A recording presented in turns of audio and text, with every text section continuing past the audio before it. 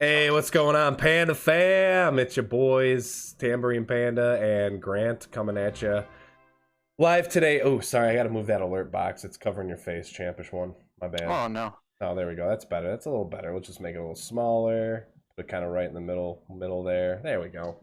We're good now. Welcome in, Panda fam. So we're bringing you the Picard, Star Trek Picard season finale review, and this one's this one's going to be a little different. I usually write a lot of notes for these sorts of review series. Plus, my buddy's usually here with me, but with that COVID-19 out there, we got to keep our social distance. So We're doing the social distancing. we're We were doing technically we're doing we our part. last Friday we made it by a couple of hours. Yeah, we did. So we're good. Hey, just want to say thank you to Maddox for the share on the stream. Maddox with the like on the stream. Let me move this over so I'm not like looking all the way over there. Yeah, Maddox with the shares, Maddox with the like on the stream. We got Jeremy with the like and the share. We got Lady Panda coming in with the like. Make sure you guys are throwing that like and share on the stream. Leave a comment. Ashley says early. Nikki says I lost my whole team and it's just me. Yeah, it's one of my favorite parts of the montage as well too. And I'm sorry, no intro. I do a different overlay for the Picard series. Just because it's a podcast and I don't want to confuse people when they start watching the video and think they're about to watch me playing video games or shit. So yeah, hey Robert, thank you for the like on the stream, buddy. I appreciate that very much. And again, welcome into this Picard, the Star Trek Picard season finale for season 1, Et in El Argo S or Ego or something, or I don't even remember, some Latin crazy name, part 2 or whatever. Like in Arcadia S Ego or Yeah, something, that's yeah. it. Yeah, like in At Ego. Arcadia, I am or something, or that. Yeah, It's that's exactly what it means. something about that's what the translation is. So, anyway, yeah. So we're gonna get in and talk about this now. Obviously, this was a two-parter episode, which for you and I, we talked about this last week. Kind of for a function from a functionality standpoint, like this isn't your old TNG, so a two-parter to me, and I think to you too, doesn't really carry the kind of weight that it that like an old TNG two-parter would. You know what I Well, mean? no, because it's like the two-parter means in the old TNG days that it's a continuous story arc from one episode into the next, but this whole season's been a continuous story arc. So Right, exactly. So it's I'm trying to share this thing and it's telling me I don't have permission. That's well, silliness. that is silliness. I'm not sure if I'm your gonna try and do it stuff's from my telephone here. on private or if it's on public or whatnot. Hey, what's up, Blam? Thanks for the like on the stream, brother. Thanks for dropping in with the comment. So I'm gonna go ahead and throw up our first little shot from the episode here now. The two-parter, the first part ended last week with Picard. So for those of you who are not aware, they basically went to Synthsville. Coppelius, I think the name was of the planet. Coppelius Station was the name of the like area that the synths were in. So they zipped Yeah, that there sounds through right. the warp conduit or whatever. Zipped there super quick. Got there before the Romulans. Got disabled. Crash land into this planet with the Borg cube. Because that zips there too. They get captured, or they go to the Synthsville. They essentially like find out that Soji is, part of this this group of synths that have been created by Soong's son, Alton Indigo Soong, or I think was his name. Inigo.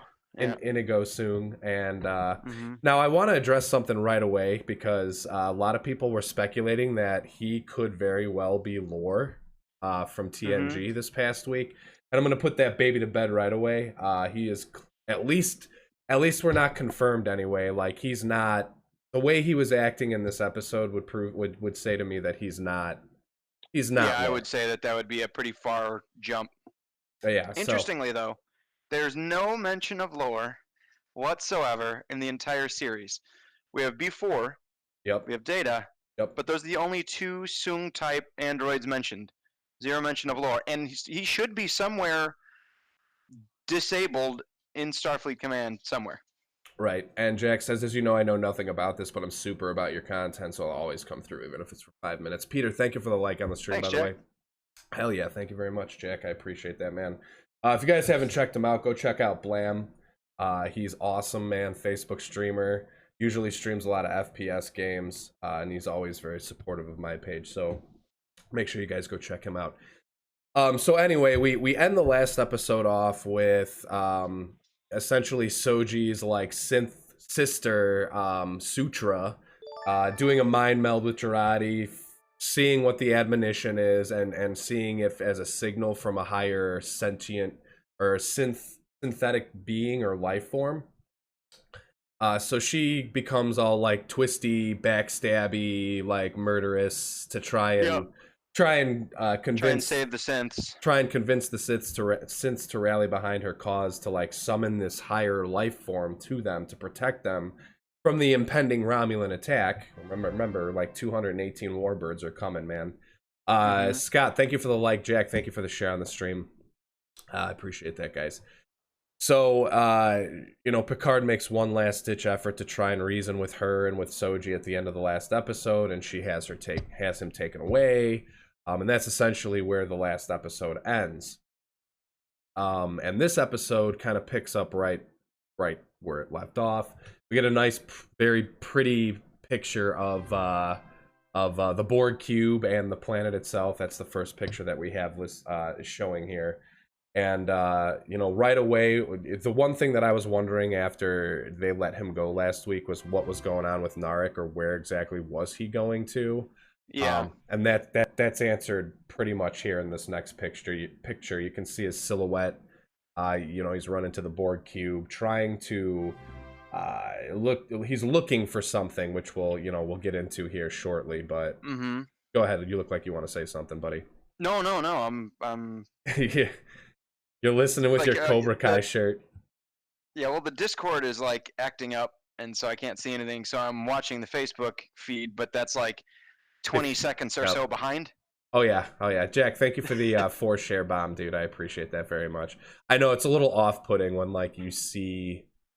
At least you can hear what I'm talking about right now. Yeah. No, this is a very in my mind's eye. I'm picturing what's going on podcast. In your mind's eye with the Cobra Kai. In my mind's eye with the Cobra Kai. And the mind's eye, I believe, was a Star Trek: The Next Generation episode title. Oh well, look at that, connections all over the place. I think it was a Troy-centric one. Look at the connections all over the place. So anyway, so Narek, we see him, essentially just walk through the front door of the Borg ship, which I don't know that. I think it. Yeah, sure. Why not? I mean, the XBs are focused on like trying to get the stuff prepared and everything. I just the ease at which he slinks past everybody is a little off-putting to me. Like that seemed a little sloppily done in my opinion. There's a few sloppy things, and all of them involve Narek. I agree with that. Like I agree with you on that one. We'll talk about that more as we get through the episode here, but this was the first thing. I mean, he literally slips right past Elnor, like literally right behind Elnor and 7 of 9 while they're, having a little chit chat here about, what it means to be an XB, and Elnor says stuff like, well, these XBs should just end their lives. It would, end their suffering. And she's like, well, I'm an XB. Like, you want me to kill myself? And he's like, no, that would make me really sad. Yeah, I'd miss you. I'd miss you. So while this is happening, I'm not sure if this picture captures it in the background, but Narek is like literally slipping right behind the two of them, and dipping in and being all stealthy and sneaky and trying to. Anyway, so he gets to the inner part of the Borg cube, and he is rifling through this package that I think he left on the cube when everything happened with Soji and whatnot. Steve, thanks for the like on the stream, by the way, brother. I love the layout of the podcast, by the way. Thanks a lot, man. I appreciate that. We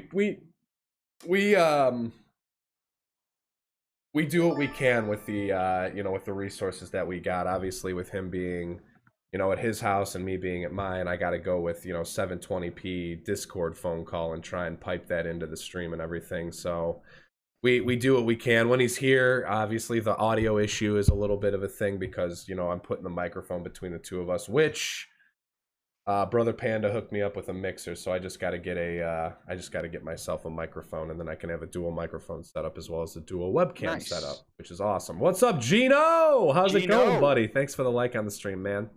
I appreciate it. This is actually still working. You can still hear me and see me? I can hear you. I can see you. It's registering when you Okay, good, talk because on my my. Chrome stopped responding maybe like 3 minutes ago. I think you'll be all right. It's you're registering on my mixer, so it's all good, Okay, man. that's fine. We're just gonna roll with it then. But I appreciate the compliment, Jack. What I'm trying to do here is I'm trying to get to a point where I can get Lady Panda and I. We did it once, but the quality wasn't the greatest from her end because of the Discord call thing. But we were trying to get Lady Panda and I to do some collaborations, man. So yeah, don't worry, you're looking as pretty as ever. Thanks, Jack. I appreciate it. Anyway, Labba. so back to the episode. We're talking about Narek, and he's in the Borg cube, and he's rifling through and trying to find something that he left on the Borg cube, presumably. And his sister, who I thought teleported out of the Borg cube when we last saw her, is just kind of chilling there, like hiding. Yeah, I don't know how she got there or what she's doing there or cause anything like that. Again, the last time we saw her, right before the Romulan fleet like zipped in by the Borg cube and then zipped out to go chase after them, like it looked like she was getting attacked by XBs, and then it looked like she was getting teleported out of there. Yeah, she's getting transported out of there. I don't know. So she teleported back to the place where she was getting attacked by XBs? Maybe it was like some sort of like failsafe that she had in the cube where she could like zip somewhere. Set a thing up where it's like, if I get in trouble, I could just transport myself here real quick. Yeah, this was one of my issues with this episode is she just pops back out of nowhere on the Borg cube that she presumably teleported away from last time, but maybe it was she teleported to the secret hiding place that she mentions in the scene. They were dubious about it, so I'll forgive it. But yeah. It leaves questions. It sure does. It sure does. Anyway, so she like zips up on Narek, and they have this, reunion, and I think both of them maybe realizes that they're not going to see each other again just by the body language of the two actors in the scene, which is an accurate it's a very accurate take based on things that happen later in this episode. Yeah, she kind of drops the dominatrix bit a bit. Yeah, and is like actually happy to see him. Yeah, although she does get a jab in there asking if he plowed any of the synths. Yeah, or killed them. And he's like, I didn't plowed none, killed one. It's like, he's well, like, that's oh, an that's improvement. I'll take it. That's progress, so I'll take it. So yeah, she drops the Cersei Lannister act for a second and actually has like a heartfelt conversation with her brother. Mentions that their parents died for the cause and blah blah blah blah blah, and he's like, I found Zeb Shanab, me like this outcast from the the Zhat Vash or whatever. So it's kind of a little bit of a backstory, like a quick little snippet into his backstory. I always kind of got the feeling that he was like the runt of the litter, and it almost makes sense because when you looked at the admonition episode, it was all women around that circle. Like it's almost kind of like I'm wondering if the Zhat Vash isn't like a female only organization, and like he kind of was like whatchamacallit? The Quat Malat. Quat Malat. Zhat Vash Quat Malat. Zhat Vash Quat Malat, man. Hell yeah, dude. We're getting a crash course in Romulan here. Yeah, we sure are. Also, I wanted to posit a theory to you that I don't like doing this before our podcast, but I did it because I watched the episode super duper early in the morning this morning. There is a theory out there that it was the Romulans themselves who actually created the Borg, as we've really had no Borg origin story. I gotta send you a link to that. Where'd this come from? I gotta send you a link to the YouTube video, and you can watch it yourself. And I'm not gonna I don't know the specifics of the theory. Suffice to say that it posits that the Romulans were species 001 that the Borg assimilated, and that the Romulans themselves were the ones that created the Borg. How'd they get to the Delta Quadrant then? There's a lot of questions here. Without watching the video, the video answers that particular question, and I'm sure other ones that you might have, which is why I'm going to send you a link to the video when we're done with this. Yeah, I'll check it out. I'm interested, but my initial gut reaction is to say, fuck out of here. It's a stretch, how they kind of fit everything logically. I mean, your first question, how they get to the Delta Quadrant, is like one of the last questions that they answer in the video. So, we'll check it out. Check it out. It was interesting. And the fact that we know that Guinan is going to be in the next season, Whoopi Goldberg's character, and the video kind of mentions her interaction with Q, which I remember this episode because it's one of the ones that I watched before Picard. where, you know, she's talking about the Borg being around for thousands and thousands and thousands of years. Um, and just, I don't know, just Guinan's presence kind of tells me that the Borg might play a bigger role as we unfold in the future season or whatever. Yeah, I hope so because the cube was a big nothing burger. It I was wrong really with my prediction. was. Holy shit. Like, we got like a little tease of the cube actually maybe going into action, but that then 7 and 9 kind of saw that didn't happen, which I'm getting a little bit ahead of myself here in the episode. Mm-hmm. And I'm getting a little bit off topic, but it's, you know, It's okay. we'll We do come that. It's we great. it's all pertinent to the Star Trek Picard Sure. theory, and you know, we'll talk about this here too a little bit as we go through this review, like what our expectations for season 2 might be, you know, what our theories might be, um and all that sort of good stuff. So anyway, so they you know, Narek and Rizzo, brother and sister, they part on the cube. He dips out of there to go do what he's gonna do with his backpack full of whatever goodies he has, because we, at this point in the episode, we have Yeah, no we don't know idea what they are yet. what the hell he's got planned. So the next scene, we go back to the actual synth establishment, and Picard in his jail cell or his room or his confinement or his isolation. He's keeping his social distance too from the synths, Confined to man. quarters. He's confined to his quarters. The synth sorted social distancing here on the Capellia station. So Picard is in his old age is practicing social distancing here. Um, uh, he you know, there's a little butterfly in the scene, and it's, you know, obviously a metaphor for freedom and him not being free right now. And Well, and interestingly enough, it's a funny I think I know exactly what you're gonna say. A metamorphosis from like a transformation too. no, I wasn't going to say that at all. I'm going to say it's a fake butterfly. Oh, oh, like a synth butterfly, you mean? Yeah. I'm sure it probably is, but the Well, other. no. Sung said that in the last episode. He said he Oh, missed butterflies because they didn't have any on this planet, so he created them. oh, right. Yeah, good catch on that, buddy. Good catch. The So, other and thing. like it lands on Picard's finger, but then like just kind of goes away, and it's like, all right, well. Well, the other But interesting. you're in the back of your head knowing that that moment isn't that special because it's kind of programmed to do that, Right. Yeah. Yeah, it's an interesting which thought. we'll get into later on. It's an interesting thought on that. I also thought about the interesting, just now, the metaphor of like how a butterfly is like really like a caterpillar, and it's, you know, chrysalis and then it butterfly. Mm-hmm. We'll get into that at the end of the episode, or towards the end of the episode, because I think it actually is kind of symbolic for a particular character. Mm-hmm. So we'll get through that here soon.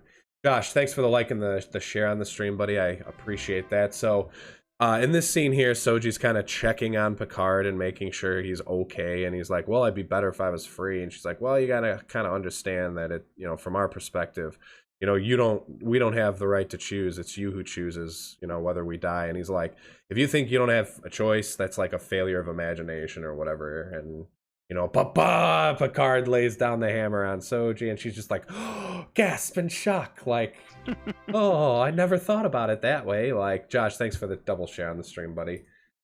And then we, like, as he's basically telling her, like, you don't become the people that these people are prophesizing you to become. Like, you have this choice. Like, you don't have to.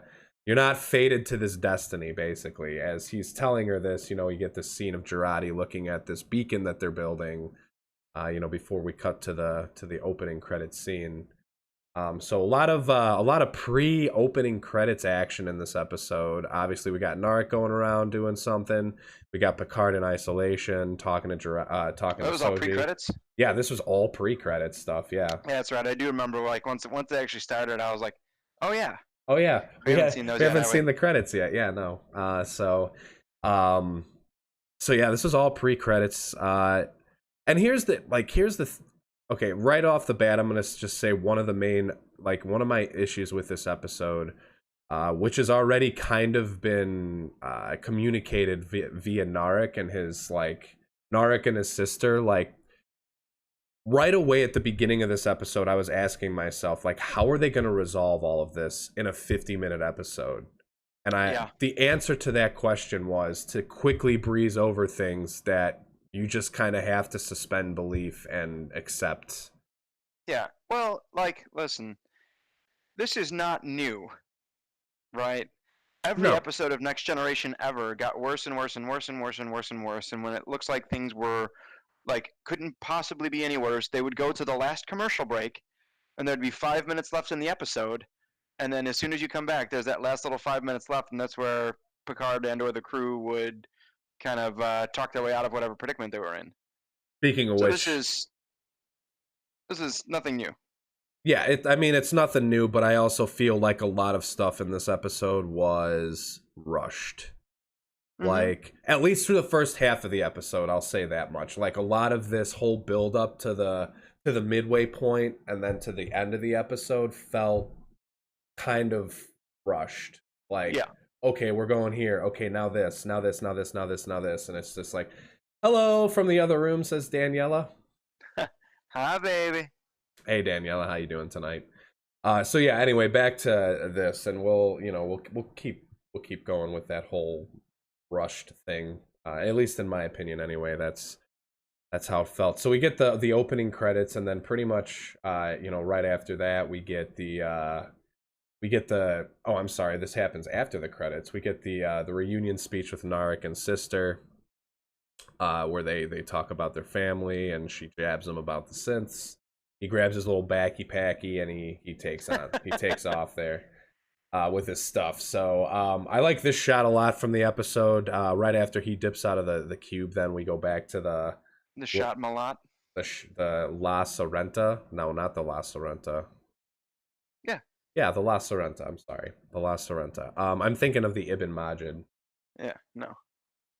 Anyway, so the La Sorrenta, obviously it's been disabled, and we know. Which, and I don't know if you can tell, but I didn't realize it until this episode. The La Sorrenta is painted up just like Eddie Van Halen's guitar. I did not. Yeah, you caught that. That was a big time Van Halen fan catch. Like, I had no idea.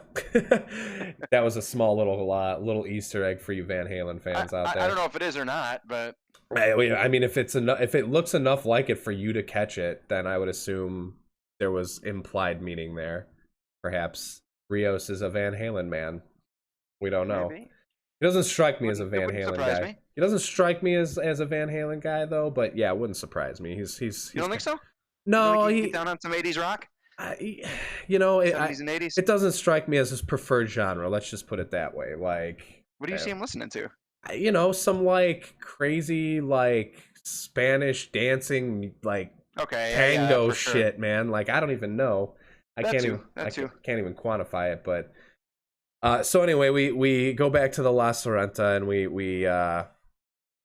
know from the last episode with the flowers and stuff that it's been disabled. We also know that they were given a like a reimaginator something. Like, basically all they have to do is use their imagination. Now, Yeah, this thing. for people wondering like what the hell or like how the hell, there actually is canon for this in an old TNG episode where all of the kids on the Enterprise get taken by this civilization, and one of the kids who's like really wanting to do art stuff is given a device where he basically uses his imagination and creates like masterpieces of artwork. I think that's the Being same said, concept. though, okay. That is a super duper obscure reference because I had no idea. You had to explain it to me. Well, so is Right. Van Halen's painting on the damn La Sorrenta, but you're the Well, one, you that's noticed more that. cultural. No, that's more cultural. No, I'm not saying that you're wrong. You're probably absolutely right. I'm saying, why write that little tool into this? Because there's no other way for them to fix this based on what we heard Really? Rios Because they say. created the orchids. Why don't they just like say like here's this thing that'll like fix up your ship from the orchid thing? But see, this harkens back to my point of saying they can't explain all of this in 50-minute episode, and that's why this all feels Well, rushed. no, like they designed the orchids there, so they should be able to like reconstitute the ships and like restore power. It's like, oh yeah, right. this is the thing that we created to. But I don't think they could honestly fit that into a decent amount enough time to be okay, we're gonna They take just like I just did it right now. I explained it in 10 seconds. It's I 2 lines of dialogue, I know you did. I'm just and you saying don't have this. to take a trip to Willy Wonka land. All right, fair enough. Fair enough. They could have gone with the orchids. They could have gone with the thing that. But I mean, to your point, then that device that they have, obviously it's not their technology, or based on canon it wouldn't be, or maybe it is their technology that was. I don't even know. But then why? But that technology is what repaired the ship later on in the episode. Like, instead of using the orchids, they just gave them this really small tool. No, I'm not saying use the orchids. I'm saying they created the orchids, so then they should also have a tool to fix the ships that the orchids take down. They do. It's this little tool. I get that. I understand it, but you can leave out the bit about the imagination. I know, but that's how the device works. Like, that's how it's supposed to work, based on this one episode, this one random ass episode of TNG. Like, I'm not like, I wish it was something different than imagination too. Like, this is all I'm saying. I think we're arguing the same point here. You're right. We're on the same page here. Like, I agree. The imagination thing is stupid as shit. But like, all they had to do is just be like, oh yeah, we made the orchids, so we also made this thing that fixes your ship once the orchids take them down. Right. Use it on yours. Hey, what's up, Daryl? Welcome to the Panda Fam. Kayla, thanks for the like on the stream. I agree with you. The imagination thing is dumb, man. Like, have something a little bit more practical, but then it this is what I'm saying this episode, man. Like, some of this stuff is just like, okay, here's this device. Like, we're super technologically advanced. We made these orchids that took your ships down. Now here's this really tiny device that, like, no matter what you think of, like, just think of whatever you need, it'll fix your stuff. It's silly, but there's canon for it. That's what I'm saying. Like, yeah, no, I hear you. Could there have been a cooler way to explain the fixing of their ship? Absolutely, there could have been. Absolutely, but I'm just working with the hand on dealt here in the episode. That's what I'm doing. With me, and you'll be in a world of pure imagination. Fix your ship despite that shit that's impossible. Because that's what happens later in the episode. He's like, man, I can't fix this shit. Like, it's impossible. Yeah. You'll see. Right here. Yeah. Right here in this next picture, where he's like, he literally puts the thing on like a pair of brass knuckles, puts it up to his ship, because he and Rafi are talking, Rios and Rafi are talking about it. And Rios is essentially like, this is an impossibility. Like, I can't do this. And she's like, well, just use this thing and imagine that the fix in your head. And he does, and it gets fixed. And that's how the ship gets power back again. If you want to fix your starship, simply hold this thing and fix it. Exactly. We're in Willy Wonka world here with this. So again, there are a couple of things that just you need to kind of suspend disbelief, or you kind of need to be like, you can't really blink or you're gonna miss it, sort of thing that happens in these first 30 or 20, I'd say 20-25 minutes of the episode. Yeah. And so, and I promised that all of these involve Narek. Yep. Who does show up at this point. Yep.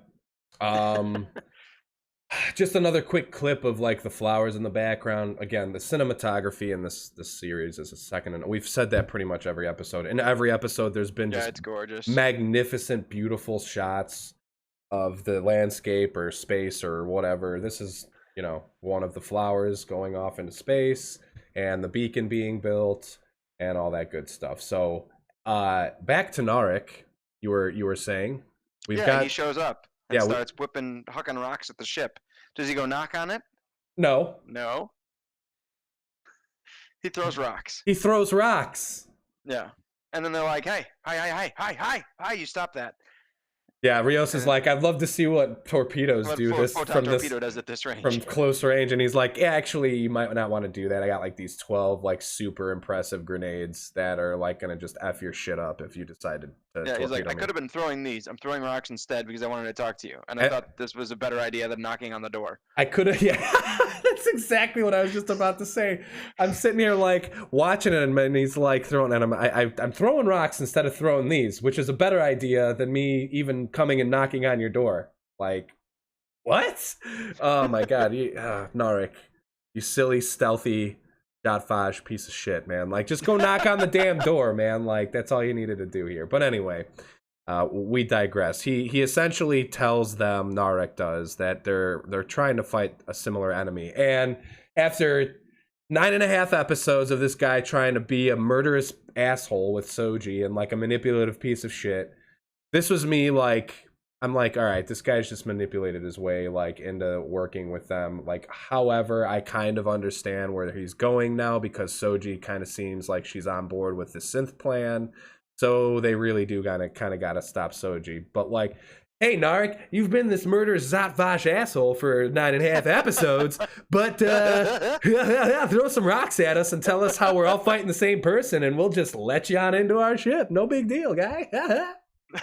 Like, again, the first 20 to 25 minutes of this episode was just like, okay, I guess I have to ride this train because we need to get to the end of this season and have some sort of explanation.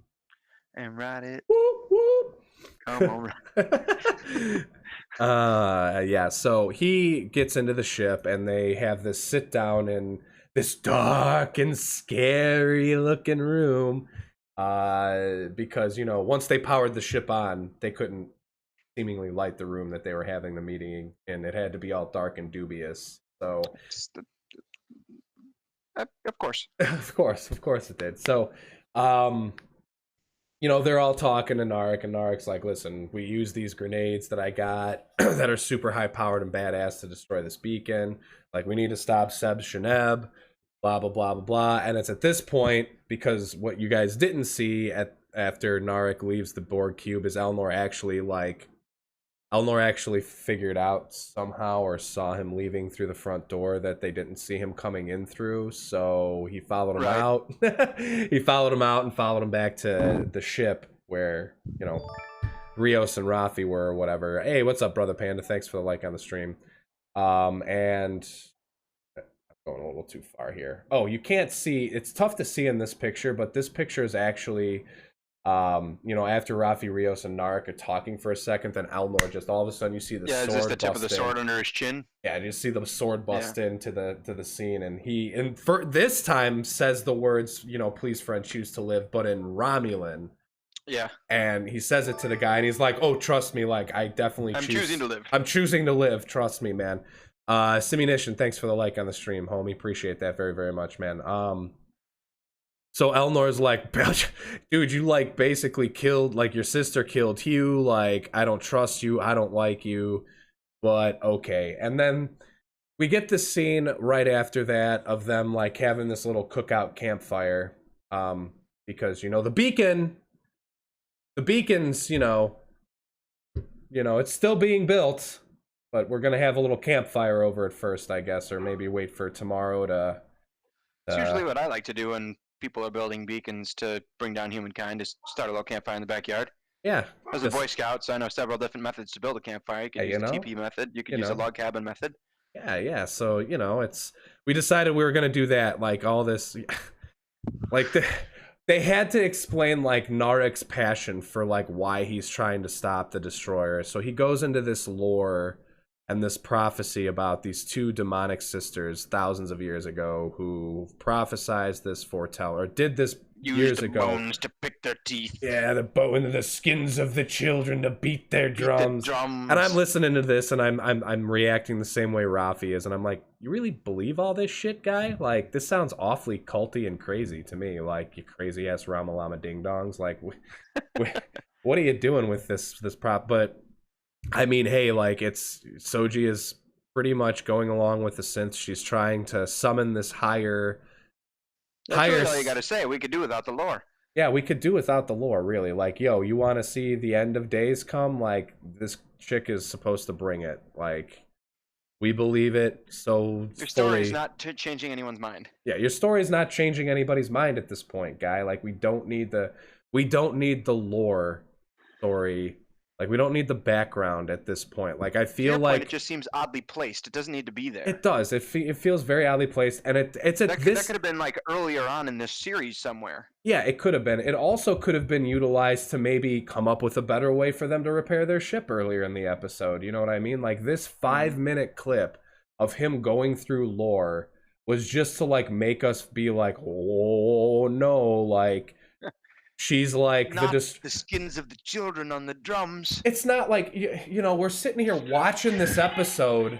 We're watching this episode, last episode or the one before, you know, of the flashback of these Romulan chicks like ripping their faces off after seeing this vision. It's like, yeah, that was enough. That was enough for me to see, to know that this is a serious threat. Like you don't need 5 minutes right here for Narek to be like, well, I know you guys saw the you know the admonition, and all you homies out there in TV land watched like a bunch of Romulans go crazy after seeing a glimpse of this. But here's why you should really be afraid of this event. Like, let me just paint an even more gruesome. Like it just seemed, like you said, oddly placed and not even necessary to the episode. No, you could have used that 5 minutes for developing other bits of the story. Right, like not making this seem so rushed. Like to your point, like coming up with a better, less weird way to fix the ship that didn't just seem like odd. Anyway, so after we have the scene with them having their little camp out while, you know, this beacon to end humanity and all of sentient life is being constructed. They're just, you know, frying up some hot dogs and talking about old Seb Sheneb there. Toasting some mallows. Toasting some mallows. They forgot the replicators were down. They couldn't replicate. Hey, what's up, Catherine? S'mores were out of the question, but yeah. So they're sitting over there roasting mallows and frying up hot dogs while Seb Sheneb the Destroyer is literally trying to end all human life. But we then get to some action after this where, you know, Narek explains his plan and everything of what he wants to do. And I did like this little back and forth of them, actually. And I feel a lot of movies that involve like an elaborate like scheme or plot do this recently. TV shows, movies, everything, where they're explaining the scheme, but also showing it as it's happening. Same time, yes. Yeah, you know what the first thing that I ever saw that did that was? What? Boondock. Oh, Boondock Saints. Yeah, that's a honestly, that might have been kind of revolutionary with that movie. I'm not sure that there's any other. It gets better as it goes on. So like the first one, like he's kind of going over it, and then you see the scene afterwards. Agent Smecker, I'm talking about, Willem Dafoe's character. The second time, it's back and forth. He's explaining it, and you're cutting the clips of it. And then the third time, when it's at the dude's house, like he's actually explaining it as like they're running through the shot, which is cool too. Yeah, exactly. So this is kind of like number 2. Right. So the one where they go into the hotel and take out the Russians. With the rope. Not much, Catherine, not much. Just hanging out doing this Picard podcast. Zybe says, is that Seth Rogen on drugs? I've gotten Seth Rogen many, many times. I'm not really sure how you guys or where you guys see it. I think Seth Rogen is on drugs. Seth Rogen's always on drugs, isn't he? Yeah. Like, isn't that like a redundancy? Like, he's already on drugs. Always.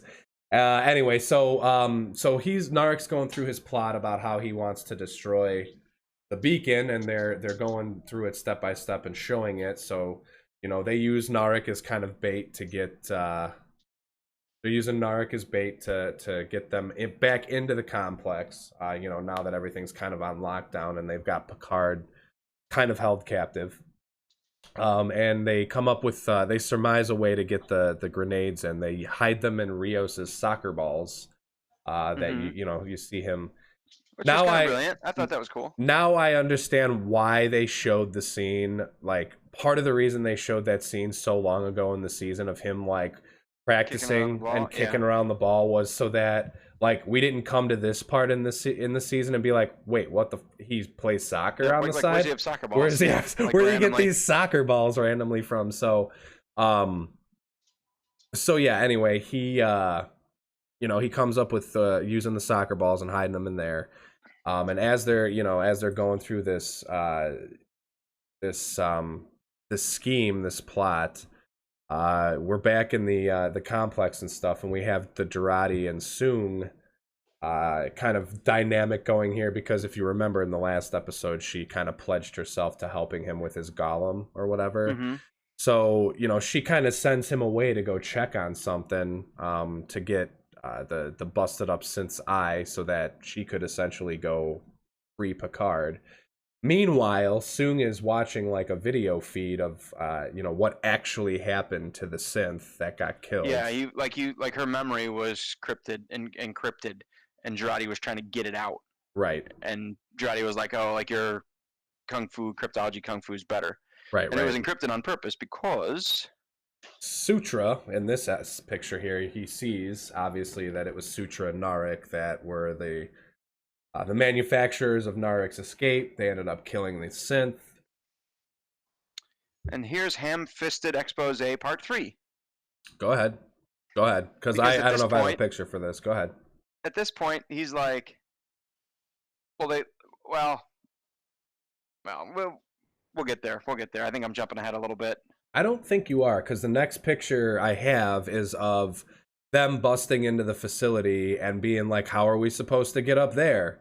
Oh, and then, okay, yeah. So then he's like, that's a good question. How are you supposed to get up there? And so just seeing Sutra kill what's her face. I'm not sure what the name of the synth is, to be honest with you. Some other Indian name. Or something. Go ahead. But he's like, oh, well, apparently you're not better than any of the rest of us, so I'm just going to completely flip on you and try and change my disposition completely 180 degrees, and we're going to help you shut everything down rather than go along with this plan that I've been kind of the mastermind of the whole time.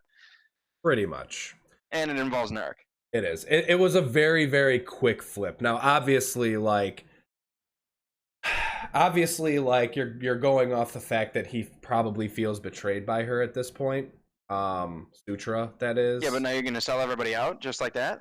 Yeah, after decades of creating these people and right, essentially caring for them like a father. Yeah, saying they're like your children. Yeah, I mean, he goes out of his way to call Girardi, the mother or whatever, and she's like, "I'm not their mother, asshole." It's like. Mm-hmm. All right, Girardi, and we get the redemption arc that we called from Girardi last episode. Yep. She ends up going in and breaking Picard out right before this scene, I believe, actually. And she's like, man, I got a knack for this thing. And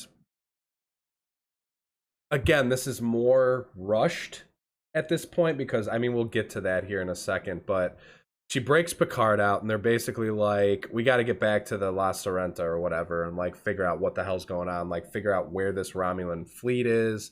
Picard put out a call to Starfleet, distress signal, basically saying he's got, a priority first contact. This was in the previous episode. So, he's kind of banking on that message being received by Starfleet and actually, being acknowledged and acted upon. So he's hoping that Starfleet will act on the message and come, but they're also trying to figure out, hey, there's this Romulan fleet that's on its way, and they're got a head start on them, way ahead of Starfleet. So yeah, so Girardi busts Picard out, and they go to make their way back to the La Sorrenta. And then we get this scene of both Sutra and Soji basically oh, we're gonna usher in this new existence of synthetic life, and we're gonna use this beacon, and it's gonna send the transmission out, and it's gonna help us eradicate our foes, and blah blah blah blah blah blah blah. I'm glad I got this picture because it's awesome.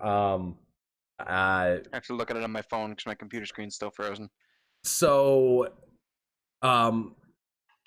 Soong comes up to this whole there's a bunch of synths gathered up and stuff while Sutra and Soji are kind of talking about this, and Soong kind of busts in with the party, which I don't know about you, but at this point I'm wondering why immediately the synths weren't converging on Rios and Rafi and Elron or Elnor and Like, Yeah, because their biological life, like you would think that they were just like, oh, you brought an ark, great, let's round them all up right. and stuff them Exactly. into confinement. Right.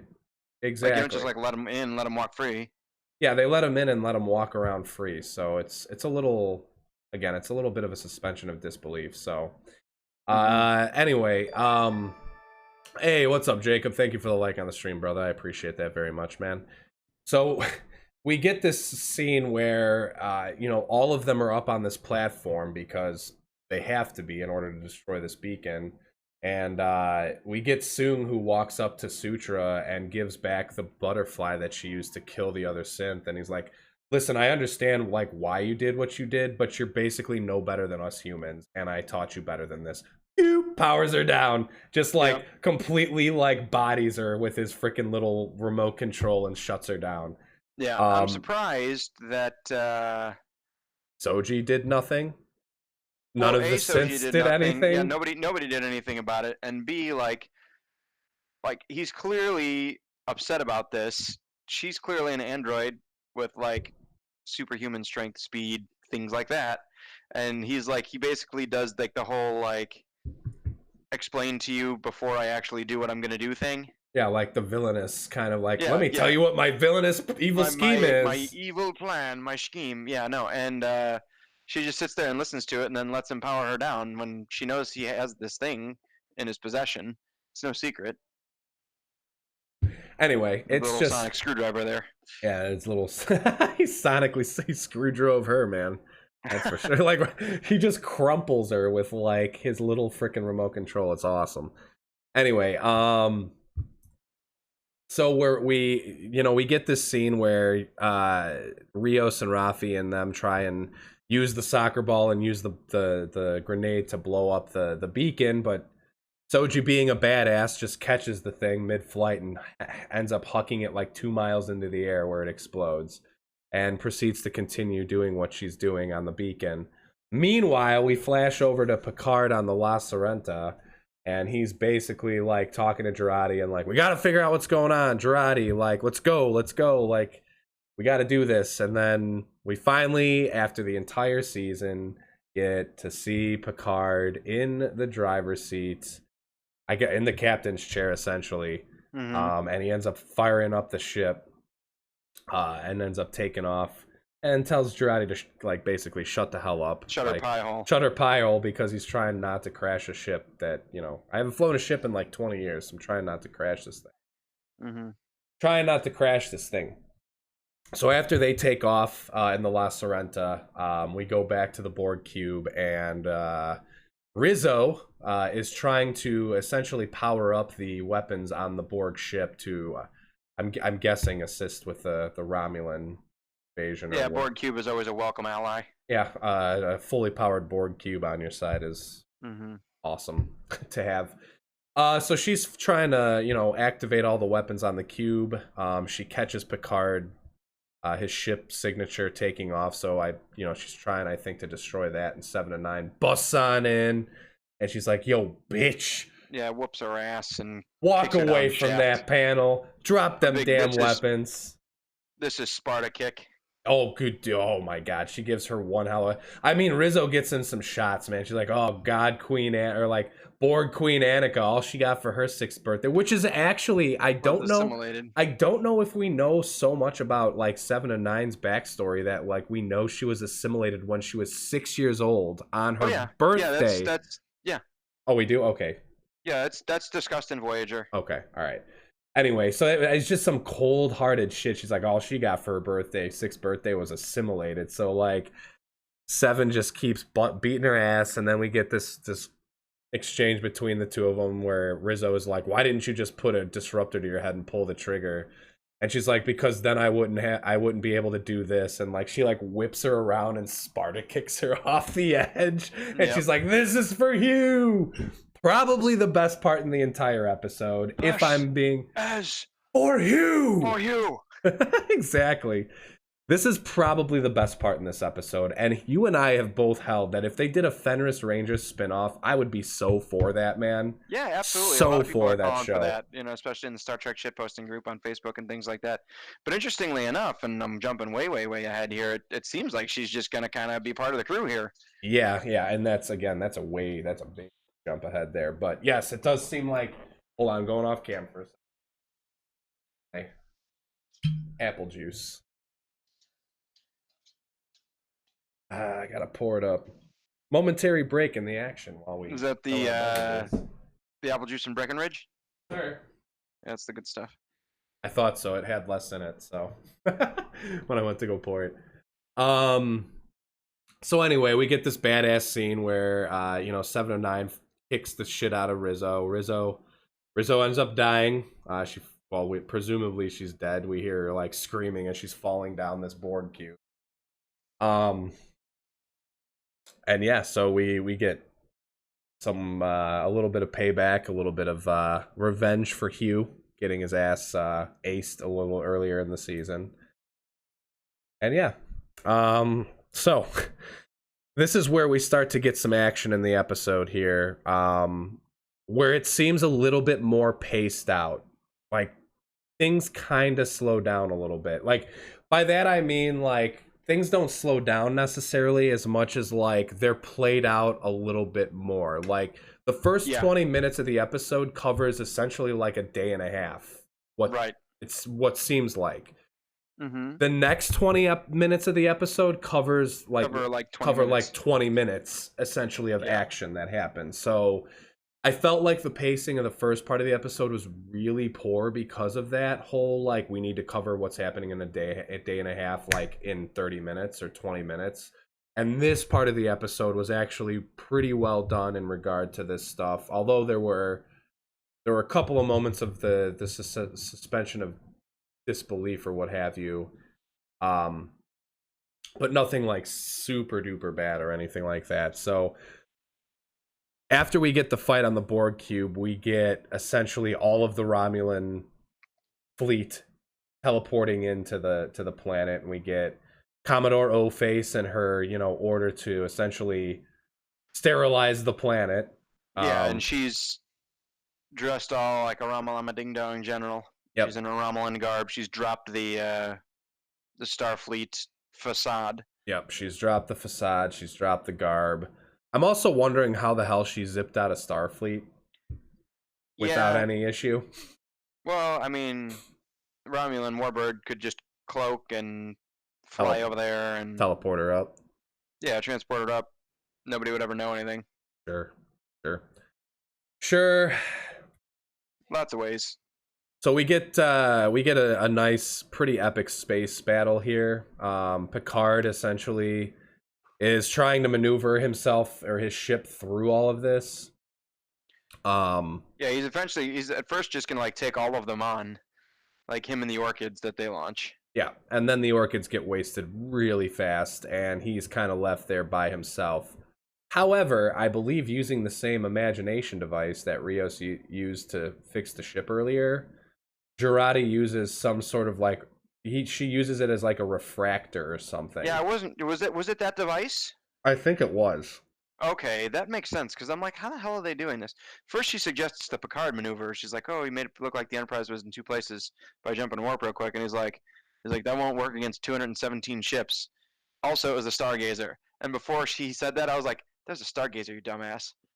Yeah, Jurati doesn't. As I'm watching it live. For someone who works at Starfleet as like one of their top doctors, she doesn't work at Starfleet. She works at the Daystrom Institute. But still, she's involved with like Starfleet activities, like, and she went to the academy. So like, how did like she went to the academy? I'm pretty sure she did. Yeah, man. Like, I think so. Yeah, pretty sure. I think she's just a cyberneticist, dude. I think she went to the Daystrom Institute. Well, and studied cybernetics. I think she's involved with Starfleet, so... No, she can't be, because Starfleet shut down the synthetic program 15 years ago. Well, alright, I mean, but I still think she knows, like, she studied Starfleet's just been stuff. Kind of a pain in her ass with their regulation. Fair enough. Anyway, like, she's talking about the Picard maneuver and stuff, too, which I thought was pretty cool, a little mention. And wait, that's already a thing. she's like, you could do this and like appear in 2 places, and she's like, wait a minute, you've done that once already. And he's like, yeah, it wouldn't work against 218 Romulan warbirds, sorry. Like, I'd have to appear in 218 places at once. Hold on a second, Girardi says, I got an idea. It just so happens we got this Check out all of my imagination faces. we got this imagination device. Check out all my faces. um so as we're going through that, Picard is making his like last desperate attempts to try and reason with Soji, like, yo, Soji, stop doing this, I implore you, you don't have to be the destroyer, blah blah blah blah blah blah blah. And then he uses his magic mirror refractor beamy imagination tool to essentially project his ship like 200 different times to throw the Romulans off. So at this point now, like if you're not understanding like why the Picard is out here in space doing what he's doing, yes, this is the season finale, Steven, yes.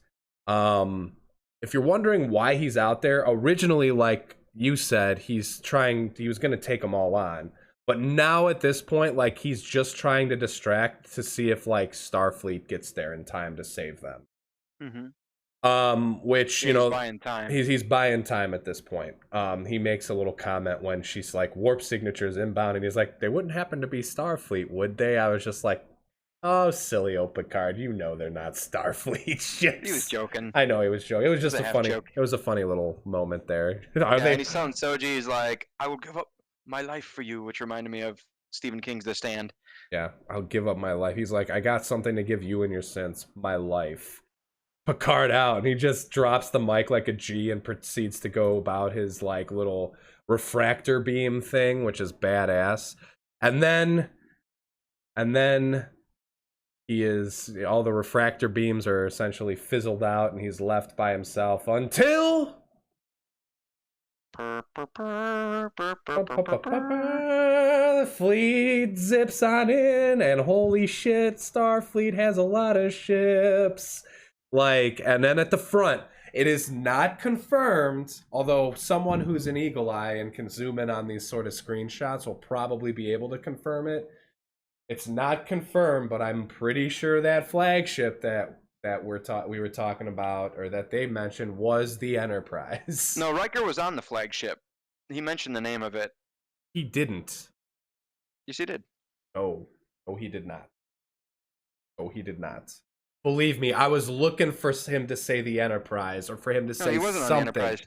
No, the only time the Enterprise gets mentioned in this whole series is in episode either 1 or 2, and they say the only mention that they have of it is that there is a captain who's very like proud of it and wouldn't want to give it up, and people have speculated that that's Worf. Yeah, but he doesn't mention the name of the ship though that he's on. He just says, "I'm sitting on board the fastest, toughest flagship of the of Starfleet." He doesn't say the name of it. Doesn't say the name. Telling you. But anyway, we get another Riker cameo, and this time, oh man, this one gave me chills when he's just like, yo, I'm here, open a channel, Commodore O-Face, or whoever the hell you are, whatever you're calling yourself now, I would love nothing more than to whoop your Tal Shiar ass. But I'm going to give you a choice. Your treacherous Tal Shiar. I was like, damn, Riker, they're the balls we've been waiting for all season long. There they are. They're sitting on Riker, man. Picard just passed them on to Riker. That's all he did. So he's sitting there on the the bridge of his ship, being all like, I'm a badass, and I'm going to give you a choice. You can either get the hell out of here, or you can get your faces wrecked. And Commodore O-Face decides to get her face wrecked. So she decides to, go to war, go for fighting, and we get a cool little scene.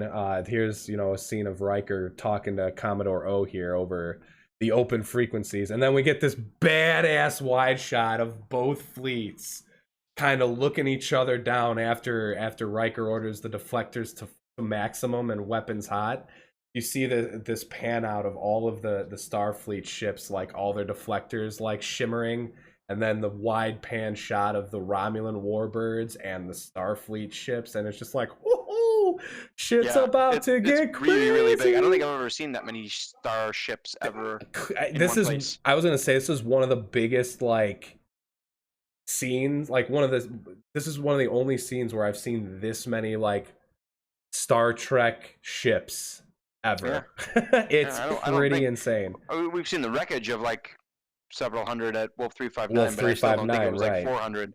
No, dude, this is two like full on fleet. You got 218 warbirds and probably equal or more Starfleet ships. Like easily 400 plus ships sitting in that picture right there, Panda Fam.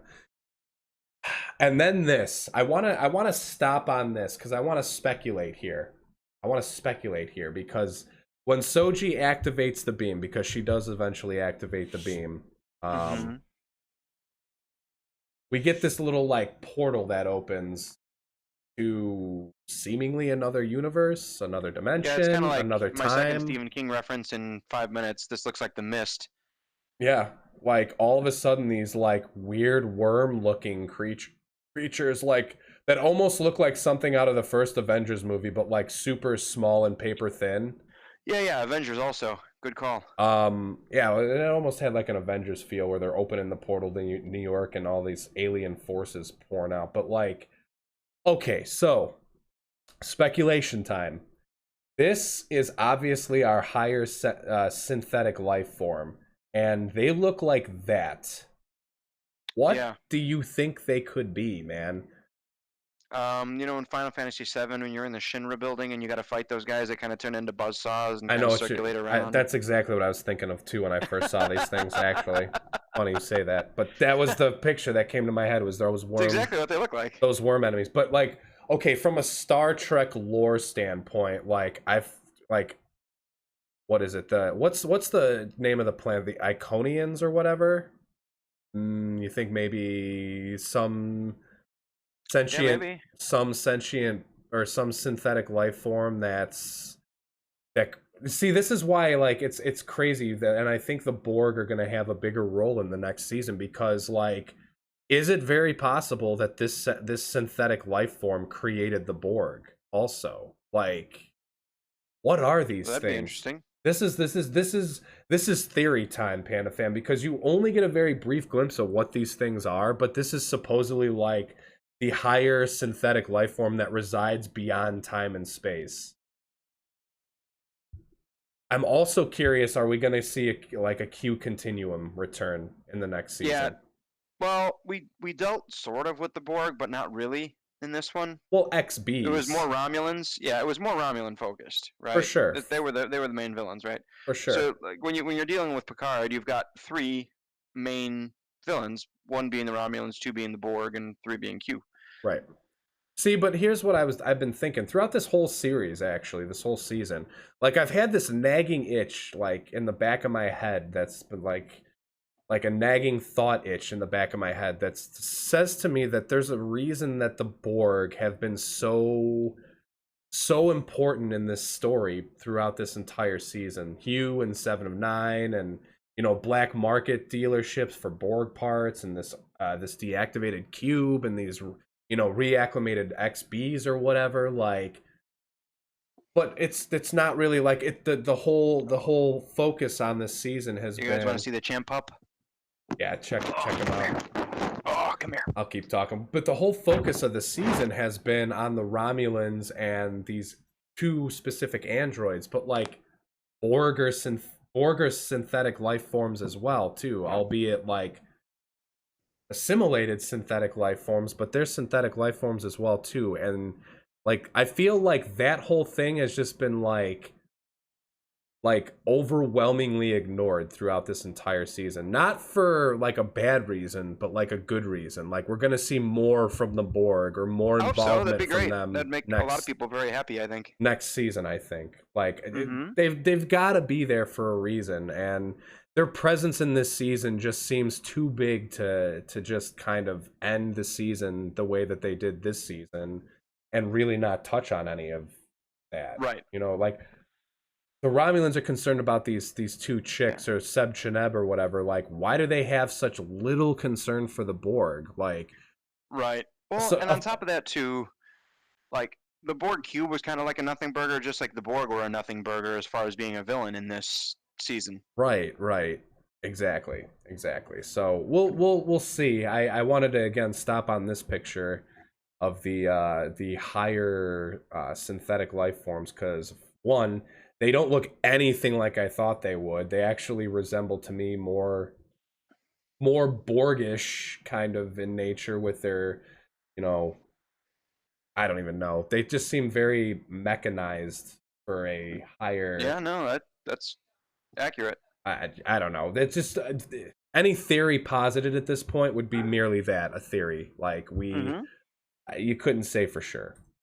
Right. All right. So after Picard pulls this move and stalls for time, he starts to feel this high pitch or hear this high pitch ringing.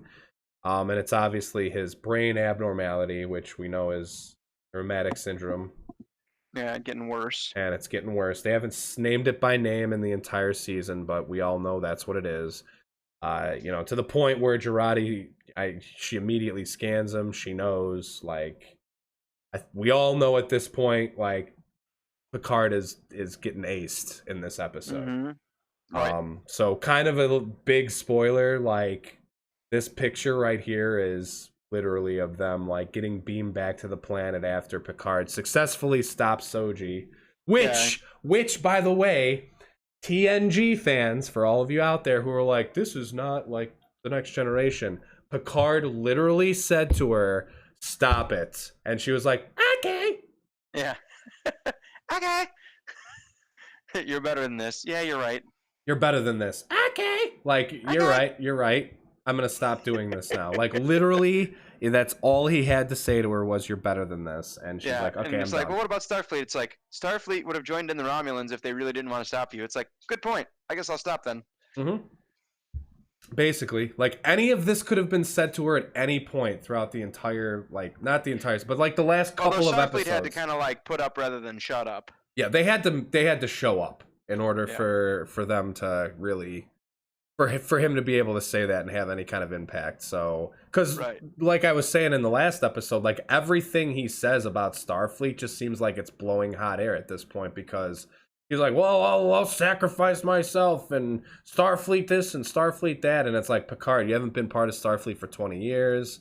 Soong rightfully called him out the last episode. He's like, they haven't listened to you yet. Like, why would they listen to you now? Like, sort of thing. And they finally put up and made everything that he was saying kind of resonate a little bit more with her, I think. And she was like, okay. Right. So she ended up stopping, and that's when Picard had his little attack.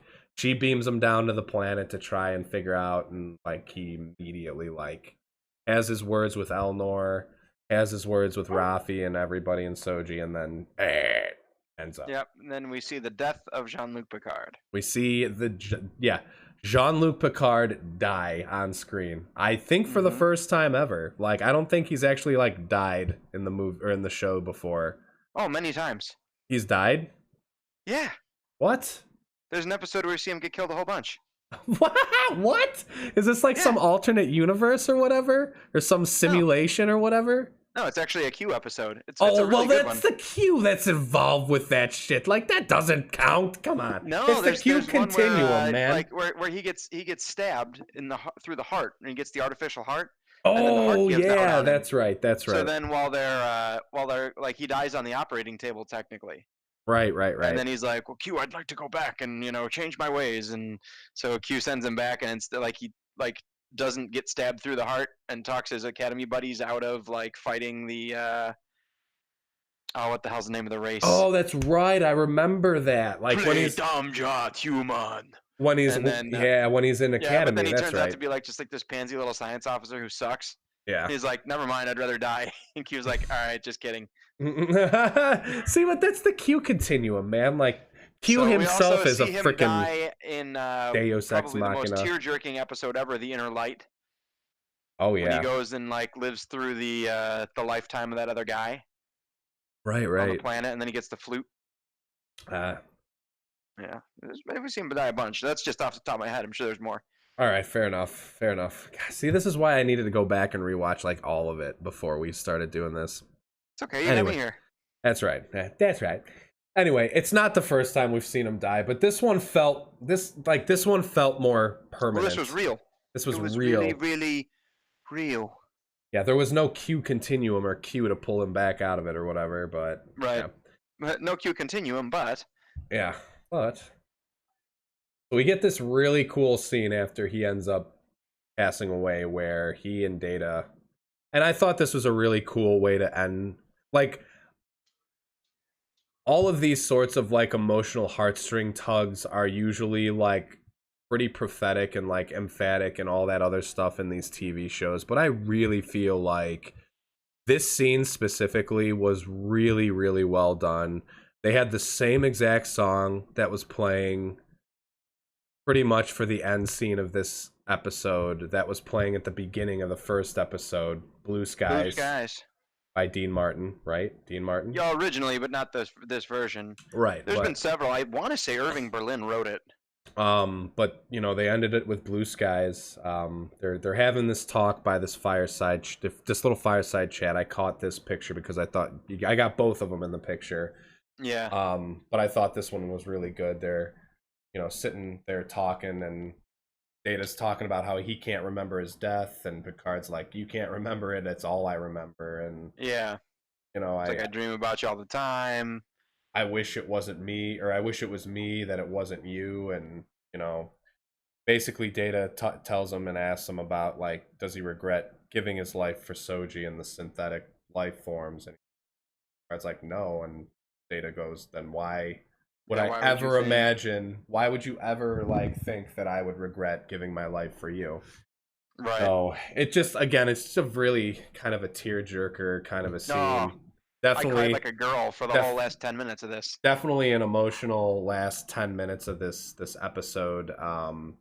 And the one big thing to take away from this is Data tells him that this is like some super complicated quantum like simulation. The Yeah. card's not dead. No, they Um, say he is dead, well, his consciousness though has been preserved. preserved. He Hmm. really, his real body is dead, but his consciousness has been preserved. And the golem that we saw in the last episode that Girardi had been helping Sung work on for the short duration that she was on in this episode, will actually be the vessel that his mind gets transferred into. Hmm. Um, Now, you know, essentially Data tells him this, and then asks him for one really, really crazy big favor at the end of all of this, and he basically tells Picard to delete his consciousness Yeah. to the living world, which Picard responds with, "So you want to die?" And you know, Data always in his, you know, this is very good. This is very good character progression through 20 years Yeah. of the next generation in movies, for him to end on this point and say something like, well, it's really like our friendships and our bonds and our the things that we create in this life, you know, for humanity, those things are precious because we know they're finite, we know they don't Right. last. um and it's probably the most human thing that I've ever heard Data say ever. And like Definitely. he says a lot of human things, like especially as he, you know, he develops and tries to learn and become more human. Yeah. But I In that really, speech, he specifically mentions butterflies too, which is what we saw landing on Picard's finger at the beginning of it, but you know it's not a real butterfly. right, right, yeah, So exactly. I it kind of mean, brings that full circle. it brings that full circle. The point I was making earlier about the butterfly metamorphosis comes full circle for Picard, Hmm. sort of, because you And know, for Data. I wouldn't, yeah, for Data too. You know, Picard is essentially reborn in this particular scene, and Data is given a human death. Um, Hmm. so Picard is, you know, it's almost like a character swap. You know, I just thought about that. Picard is humanly dying but becoming synthetic, whereas Data is dying as a synthetic and becoming human only to die. Like, you know, he's not Do you see the point that I'm trying to make Yeah, here? yeah, Like yeah. I see exactly what you're trying to make. he's finally become human, only Yeah. to die as a human, while Picard is Well, that's kind of the reborn as last step of synthetic. it. Yeah, exactly. You know, So it's here, yeah. here, here. I'll bring it up now. So they've got this golem, right? They've got Picard's consciousness, right? Why can't they just create another golem? Like, why is the golem thing like spanking new? Did they just right now finish this thing, this technology? And if so, like, wouldn't Picard want to be like, BT Dubs, dude? Like, I know you've been trapped in here, like, rotting in your consciousness in this kind of dusty mansion-looking quantum state for 20 years or so. But just so you know, like, they got this golem thing. Like, we can actually bring you into the real world again. Nah, is that something you might want to try? Coming back, hang out with us some more? I think it kind of Anything like puts it. I think it kind of puts a capstone on Data's sacrifice. it does. But now I've got to watch him die a second time, and that infuriates me. And I this know one's worse than the first one. it was real. This one was like he Picard comes out of this quantum thing, and he awakens in this golem. Which your thought process went in a different way from mine. I was like, why would you not like want to be 20 years younger, guy? Oh Like, yeah, of course. Like, can we see a digitally like de-aged Picard again? Like that would be what I was like. We better see a digitally de-aged Picard if he's going into this damn golem. mm-hmm. Nope, gonna keep him the same damn age. We're just gonna take the brain abnormality away. No Yeah, like, modifications, no nothing. yeah, no super strength, no super speed. And it's basically just a way so that they could continue on with the thing, which essentially makes the Ironic Syndrome a nothing burger, other Yeah, than a way for him to talk to Data and kind of end that. yeah, essentially. So it's like, well, your character is going to be literally exactly the same. Yep. Without the Like, aromatic syndrome. have you seen the Orville at all? No, I have not. No? Okay. So the Orville is Seth MacFarlane's take on Star Trek: The Next Generation. It's really well done. I've heard it's There's a pretty lot of good. like similar themed episodes. It's really cool. It's funny, but not like over the top. There's actually some like really introspective stuff, and it's very Next Generation esque. Nice. But one of the actresses had to leave the show, Okay. and so they roll up another actress to fill the role that looks exactly like her and is the same species and everything else. Oh So I feel Jesus. like that's kind of like what they're doing here. Yeah, And that's there's kind of memes that I've seen where it's like when your character dies in Dungeons and Dragons, and so you roll another one up with the exact same stats. yeah, Like, right. Exactly. Or like a comic book character where, they come back infinite amount of times because they died in this right, universe and right, are right, right, alive in right. this parallel. That I totally understand what you're saying there. Yeah. Mm-hmm. Totally. It felt it kind of it kind of cheapened things a little bit, the whole Gollum thing for me, Yeah. personally. Well, like, why even put the Ironic Syndrome in? Just, I mean, it adds a little bit of drama, but like, It it's does. not even really like a plot point anymore at this point.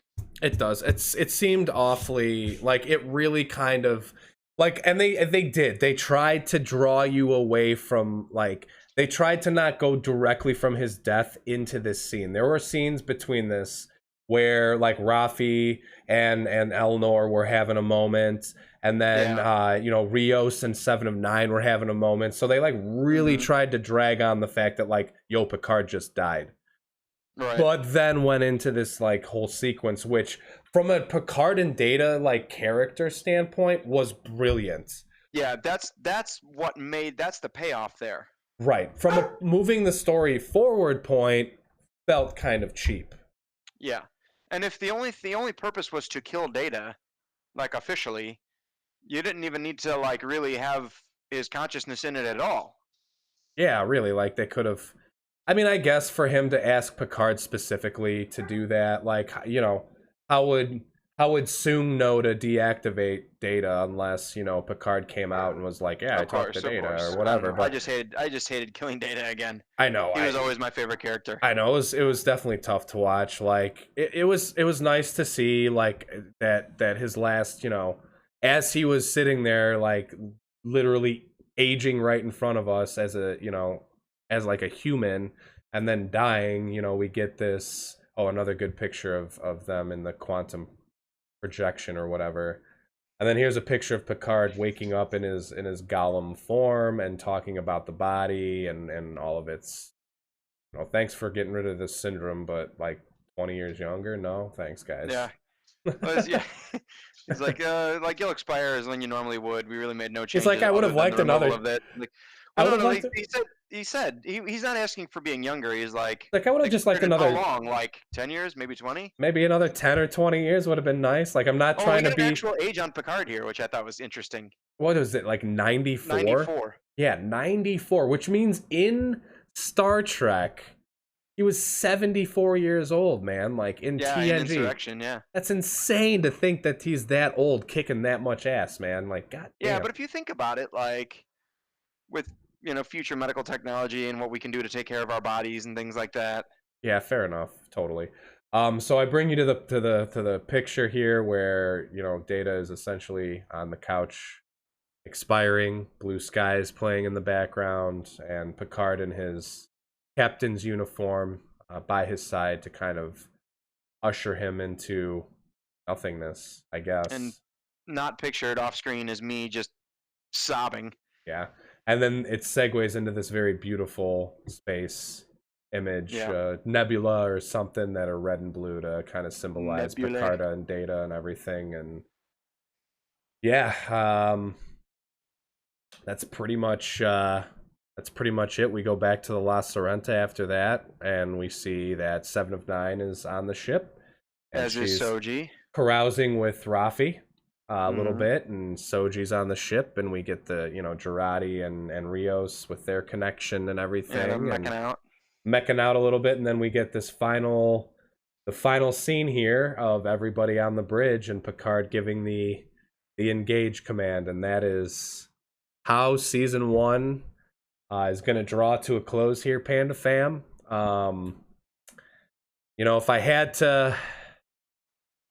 to rate this season in total, like out of a 10 scale, I would say we're looking at probably about a 75, Yeah, I would say 7.5. like a B minus. Yeah. Anywhere from 7.5 to 8 possibly. I felt like a few of the episodes were a little bit poorly written. This finale episode, I felt like the first 20 minutes were very, very rushed. And some of the storytelling was lazy. Mm-hmm. But the second half of the episode was very well done. Paced out very well, with a nice capstone on the Picard and Data relationship. However technical or untechnical or whatever, or however logically we came to that point, I felt like the interaction between Picard and Data was the right one. Yeah. As much as I hated it, it's fine. Yeah. For those Sort of you of. who have to watch Data die a second time, me, you, and any other Star Trek fan out there, it definitely hurt for him to say that he wanted his consciousness completely removed. Well, he's also been like sitting in there for 20 years. Also true. Rotting Like away. I'd probably 20 be years. bored and be like, what, just pull the plug too. Unless somebody was like, hey, by the way, we got these golems now. We could probably actually put you into a body again, bring you back into the real world, and pull you out of this weird mansion thing. Yeah, right. Quantum state. they could have definitely done that, but I mean, Picard didn't know it, but it's like, hey, send me back in there for a hot minute. I got to tell him this. Make sure he really wants to do this. Yeah, send me back in there, boys. I got some stuff I gotta tell him, but no, I felt like obviously this isn't your father's The Next Generation. We've been saying that throughout the entire season. For good or for bad, for old fanboys of the old TNG show that maybe didn't like it too much, I thought, while the writing was a little bit lazy at times, I thought the plot was cohesive. It held together through the 10 episodes. We got from point A to point Z here in episode 10. Yeah. Fairly logically. Yeah, without much Deus Ex there's not Machina. super major plot holes. Things were rushed, but nothing was horrible. Right. And if you want to compare this to any 10 episode stretch anywhere in The Next Generation, this is superior. Yeah, it's a superior product with superior writing. You had episodes that shined in Next Gen, but you also had just some absolute pieces of horseshit in there. Right. I feel like the episodes that shined in the Next Generation were fewer than the episodes that were absolute. Yeah, there were a lot of middling episodes. There were some that were incredible, and then there were a lot that were Whereas lackluster. there were a few episodes. I would say a good 3-4 episodes in this season where I was like, whoa, that was the best episode of the season. And then the Yeah, next one would come and I'd be like, no, no, no, no, this is the best episode. So there were yeah, definitely 3 or 4 very, very good episodes in this season. yeah. No question. There were a couple of episodes that were very long, drawn out episodes for obvious reasons. High exposition or Hmm. your big time storytelling episodes. Um, and I felt like there were some episodes that really logically didn't seem right story wise, or like I said, were very lazily written or kind of ham handed, or just Hmm. quickly slipped in there and we're expected to kind of believe what's going on. So again, I stand by my rating of the series of Yeah, I'm seven I'm right there with you. 7.5 out of 10. I'm not gonna go tell you and run out right away and go get a CBS All Access subscription because it's free right now. By the way, if you guys haven't, you can sign up. Use the code GIFT Gift. Yeah, uh, you for a, can binge the whole damn for a thing. free month of CBS. You can binge the whole damn thing right now. You can also catch these podcasts re-aired on YouTube if you've missed them. There's also a playlist on Facebook with all the podcasts listed for easier, quicker access for you guys. So if you haven't seen the series, go ahead, get the free month, binge it, come back and watch these podcasts. Let us know what you guys think in the comments. This is obviously the first podcast series that I've done. I'm definitely open to hearing constructive criticism. Yeah, absolutely. Let us know what you think. Anything that you guys thought we could have done a little bit better. Um, and I also want to hear your opinions about how we covered it too. I I don't think that we covered this like like Star Trek fanboys. I also don't think we absolutely trashed the shit out of it either. We gave it its No, and it props. seems like every podcast out there is either one or the other. We tried to be fair about our assessment and what was going on. Correct. From a general TV viewing standpoint, like let's put aside the fact that we're both Star Trek fans. You more so than me, but um, I'd argue that at this point. yeah, I'd say we're pretty even. yeah, you're probably yeah. I'd still you're the one that got me into this, so I mean I still hold you on a higher pedestal than I do myself in the fandom, but I feel like we covered this as fairly as we possibly could. Gave it the criticisms that were necessary, praised it when it was praiseworthy, and like I said, I'd be more than happy to hear everybody's constructive criticism on the podcast. This is it until we either go live with this gaming podcast or we come out with something different to review for you. Yeah, I wouldn't be surprised if there's something that tickles our fancy sooner rather than later because I Right. had a lot of fun doing this. Especially with everything that's kind of going on lately. What I'd like to maybe discuss, and this could be something for the entertainment or the gaming podcast, is how this virus is going to affect the movie going experience moving forward and how Yeah. the entertainment industry will be affected by this, no Mhm. doubt. Because you're seeing all of these movies and things being released early that were just released in theaters like 2-3 weeks ago and are Yeah. already available on streaming services. Granted, for like $20 for you to rent it for 2 days, which is what you would spend at the movie theater to go see it. Correct. No, that's right. If I mean if you want to talk about like I was going to take my lady out to a movie, Yeah.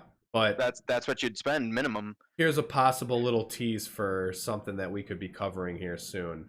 Is this the death of the movie theater industry? I don't think so. There's still something to be said for seeing it on the big screen, and there's a lot of movies that I would rather see there than here in my living room. Fair enough. Fair enough. You're one man though. There are many That's opinions out true. there. I feel like there's a lot of purists out there, though. I Nobody do like too. nobody would want to abandon movie theaters entirely that I know. I do too. I mean, Otherwise, people would go. Otherwise, you just wait for it to come out. And like, the movie theater business is not thriving on people that just can't wait for it to come out on video. right. No, I understand that absolutely.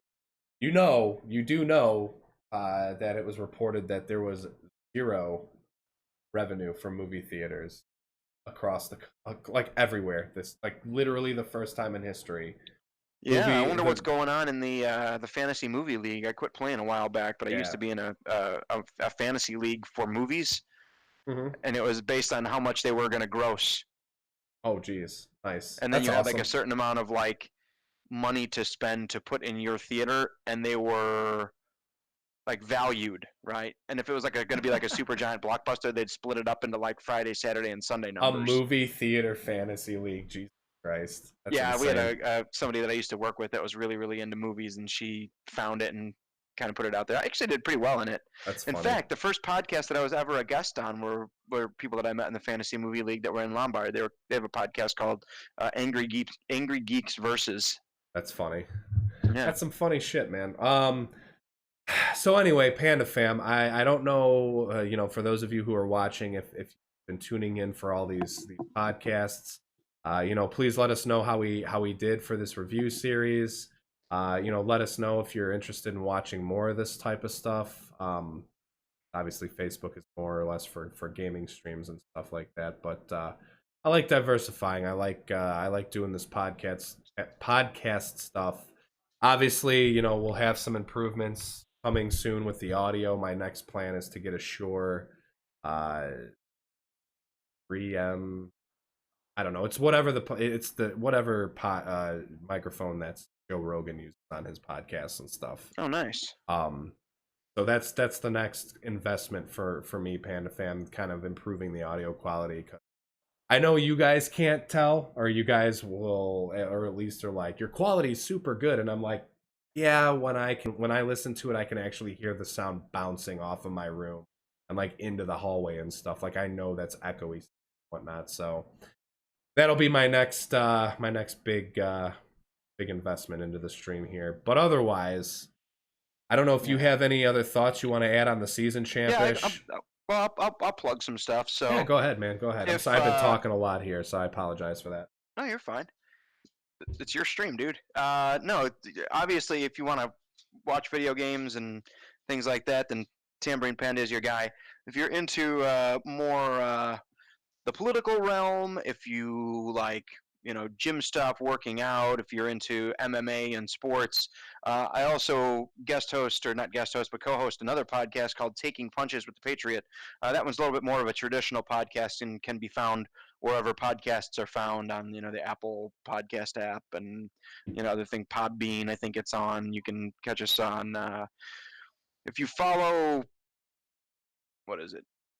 Nick the Patriot Janowitz Oh, it's on Nick Instagram. Janowitz? I didn't. Yeah, Yeah, you told me about this. Okay, that's right. yeah, on Instagram, and then also on Facebook. I think it's Patriot Sports and Fitness. I think he runs it from that page, but it's a little bit less regular than this one. But we try to do one a week.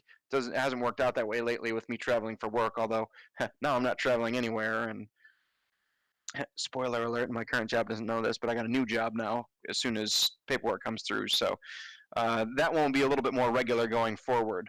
Yeah. So good stuff there. And if you want to catch me in the meanwhile, that's where you can do that. And I now have a gamer tag because as of today, I have a PlayStation 4, which is excited. You can find me Champish One.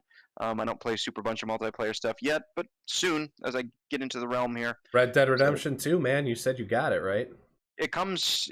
I think it's going to get here tomorrow Oh, because good, things have good. been coming a day earlier than they say. Oh, well, But that's I good. should hopefully be around for It's a Porter Saturday, man. Porter Saturday. Yeah, so Hell maybe we can yeah. play a little bit. I think that'd be fun. Dude, that Show would me be the ropes on that thing. Oh, yeah, man. I gotta warn you, my character's a little bit less badass on PS4 than it is on PC. So Well, I'm going to be starting brand new. I'll be a fresh baby foal just born. a noob. You'll be a noob. Oh, that's Noob. precious. With an E and a W. A noob. That's precious. That'll be awesome. Anyway, guys, we're gonna go ahead and call it. This is again the final Picard.